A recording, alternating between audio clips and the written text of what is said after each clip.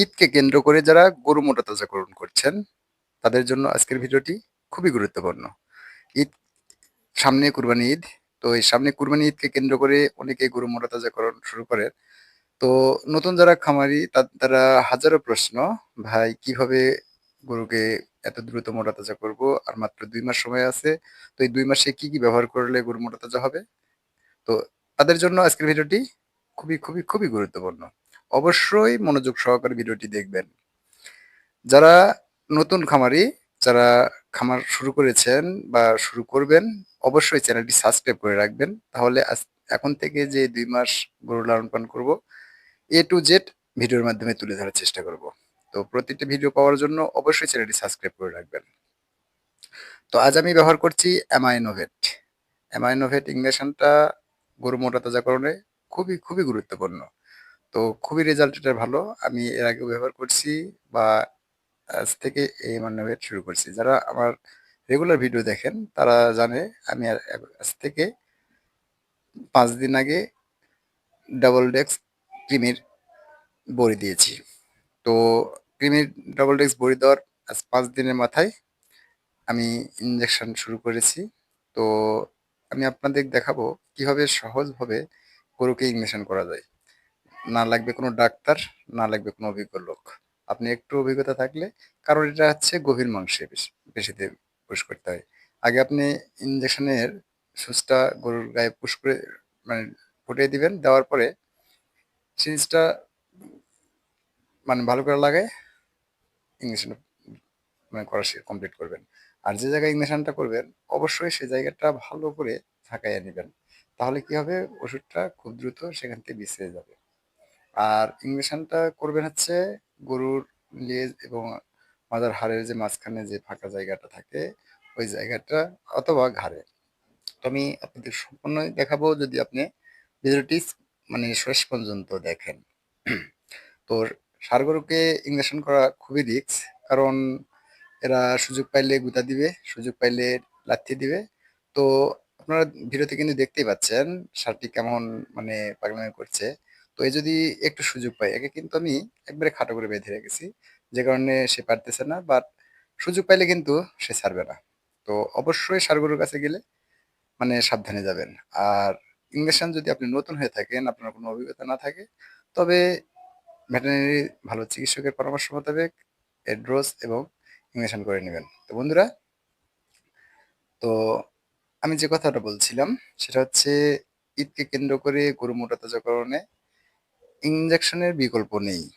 অবশ্যই আপনার গরুকে এই ইনজেকশনগুলো পুশ করতে হবে। অ্যামাইনোভেট ইনজেকশন গরুর শক্তি বৃদ্ধি করবে, গরুর রুচি বৃদ্ধি করবে, গরুর ভিটামিন ঘাটতি পূরণ করবে, গরুর উজ্জ্বলতা বৃদ্ধি করবে।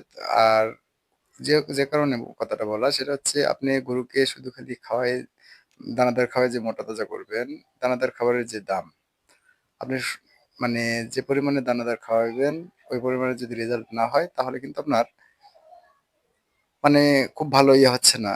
কারণ ৫০ টাকার খাবার খাওয়ায় যদি ৫০ টাকা যদি নাই মাংস বৃদ্ধি হয় তাহলে আবার কেমন হইলো? তো দানাদারের পাশাপাশি যখন আপনি এই ধরনের ইনজেকশন গুলো ব্যবহার করবেন, আর সেক্ষেত্রে গরুর খুবই ভালো রেজাল্ট হবে। তো আমার এই গরুটি অনেক হাইটের, অনেক বড়। এটাকে লাক ফরানো নাই বা মুখেও লাগাইতে পারে নাই, মুখে যে এটা। তো এই গরুকে ইনজেকশন করা খুবই রিস্ক, খুবই স্টাফ। এই গরুটা খুবই দুষ্টু। এর কাছে যাওয়াটাও রিস্কি, কারণ এ একটু গুতাগুতি বেশি করে। তো যারা গরু লালন পালন করেন তারা অবশ্যই এইভাবে ইনজেকশন করতে পারেন। তো অ্যামাইনোভেট ব্যবহার করি, রেনাসল এটি ব্যবহার করি। হুম। তো এই ধরনের ইনজেকশন, তারপরে আবার ক্যাটাফাস ব্যবহার করি মাঝে মধ্যে। তো এবার আমি ক্যাটাফাস ব্যবহার করব না। তো আপনারা যারা আমার রেগুলার ভিডিও দেখেন অবশ্যই মানে দেখবেন, উপকৃত হবেন।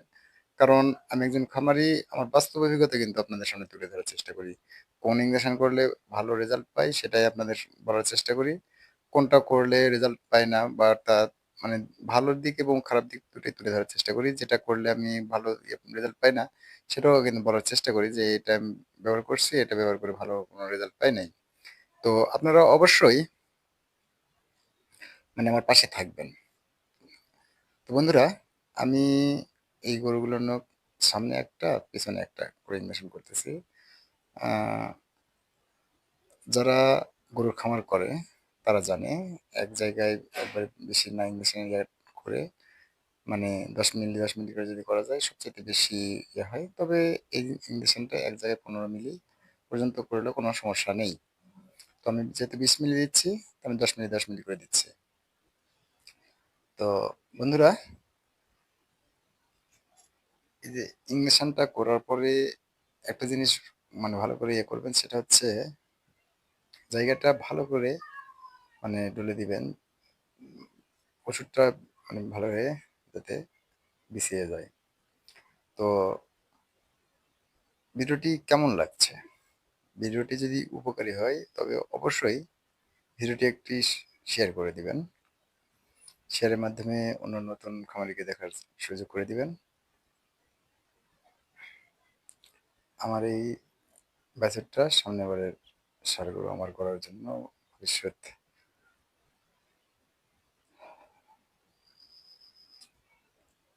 আমাদের সামনে এত সময় নাই, মাত্র 2 মাসেরও সময় পাবেন না।